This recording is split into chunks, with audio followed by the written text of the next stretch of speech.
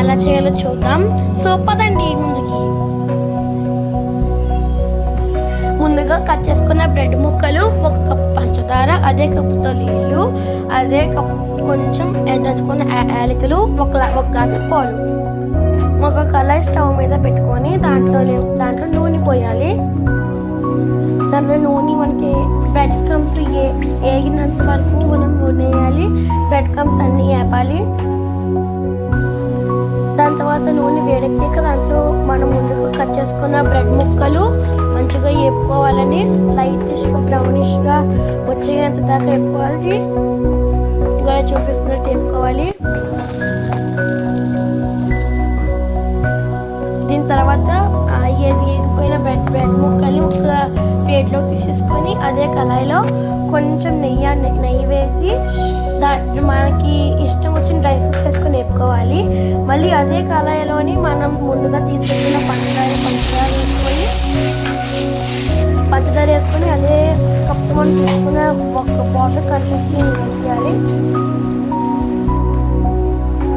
వేసేసి మంచిగా sugar melt అయ్యేదాకా దాన్ని కలుపుతూ ఉండి, దాని తర్వాత మనం ముందుగా తీసి పెట్టుకున్న బ్రెడ్ క్రమ్స్, డ్రై ఫ్రూట్స్, మళ్ళీ దంచుకున్న యాలకులు వేసేసి మంచిగా పాకం పట్టేలాగా బ్రెడ్ ముక్కలకి మనం వేపాలి.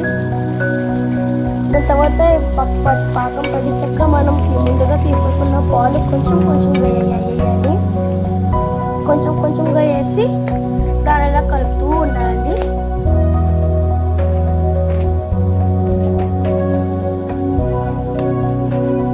దాని తర్వాత మనం బ్రెడ్ క్రమ్స్ మ్యాష్ చేసేయాలి. అప్పుడే అది డబుల్ కమీటా అవుతుంది.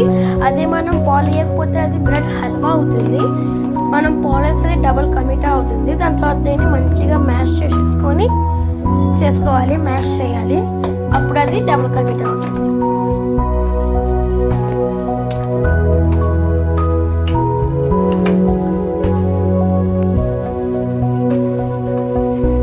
చూపిస్తున్న విధంగా మొత్తం మ్యాష్ చేసేయాలండి. దాని తర్వాత దీన్ని మనం ఒక బౌల్లో సర్వ్ చేసేసుకోవాలి. మొత్తం ఒక బౌల్లో సర్వ్ చేసేసుకోవాలి.